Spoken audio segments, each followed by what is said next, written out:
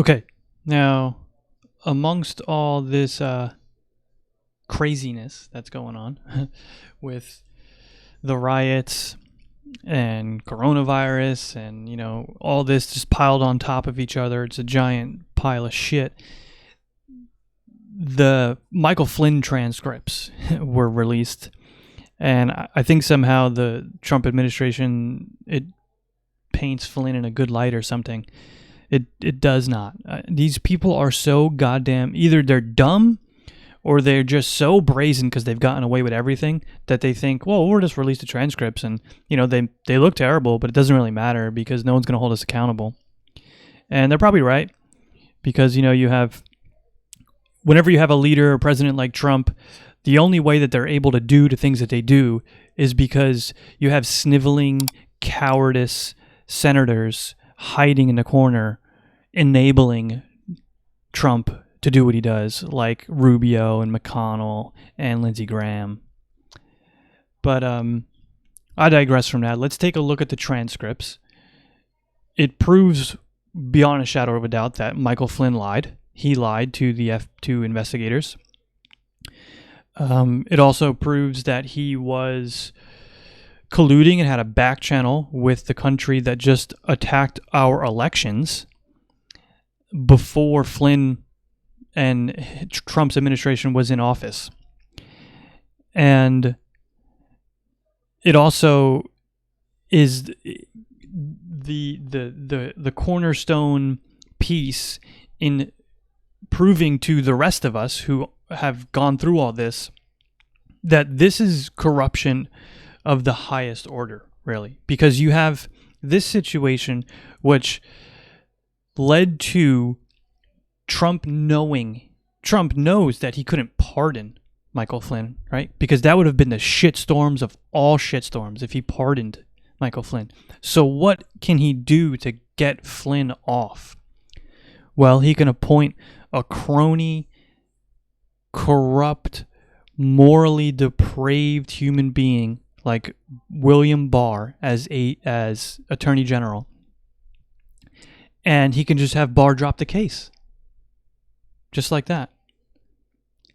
So he gets around the fact that he can't pardon him. Flynn gets away with it, doesn't serve any time, and no one really bats an eye.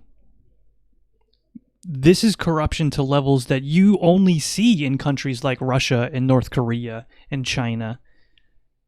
This is just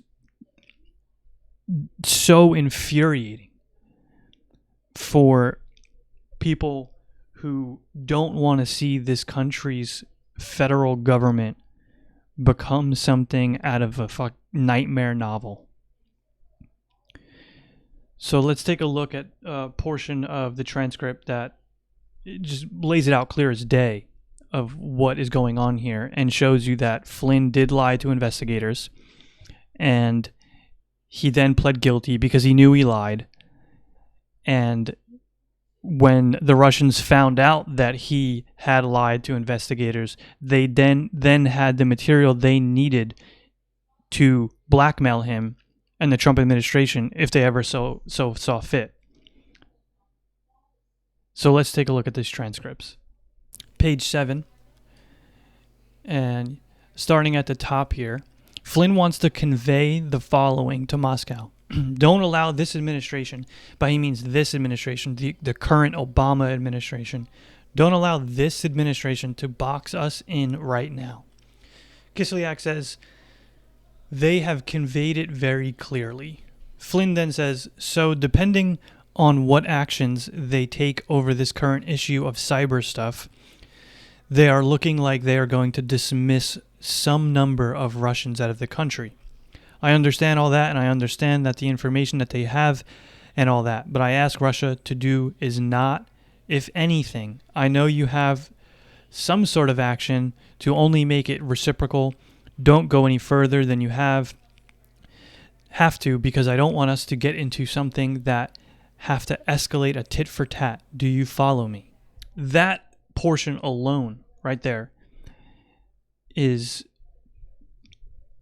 Flynn going behind his country's back behind the current administration, because it was still Obama's administration, and having discussions with Kislyak, that private discussions that shouldn't be private, about American interests, when he knows, because all the intelligence agencies in this country had already come together in unison and have conveyed and knew that the Russians attacked our presidential election and attacked our democracy. So Flynn knows this, and he's pleading with Kislyak that Russia doesn't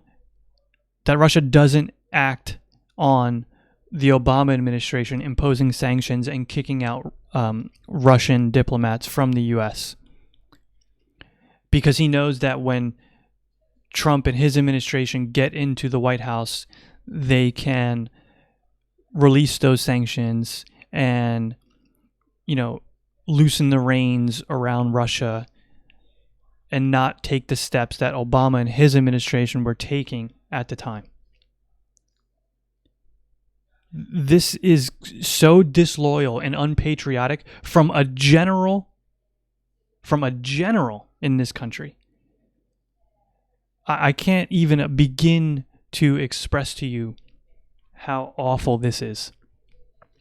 And then this is part of what really shows me that people who support Trump that aren't ignorant to this stuff, if you're ignorant to it, you're ignorant to it, whatever, you're an idiot. If you're not ignorant to it and you know this kind of stuff and you've read this stuff and you understand what's going on and you still support him and you still claim that you're America first and you're patriotic and blah, bullshit. Bullshit. You're anything but. And you're not a constitutionalist and you're not a patriot. You're nothing of the sort. You're disloyal to this nation. Because you support an administration who's disloyal to this nation. And it's really as simple as that. And I understand there's a lot going on right now in this country. Coronavirus is still killing thousands of people a day. We've turned the pandemic into a culture war. It's now a political sign whether you wear a mask or not. And you have riots in the streets and things on fire and innocent men being killed in the streets by police. I get all that. And I also understand that this unrest didn't start with Trump. But the first step to correcting the unrest and the first step back to decency and normalcy is getting this malignant, depraved, imbecilic human being out of the Oval Office.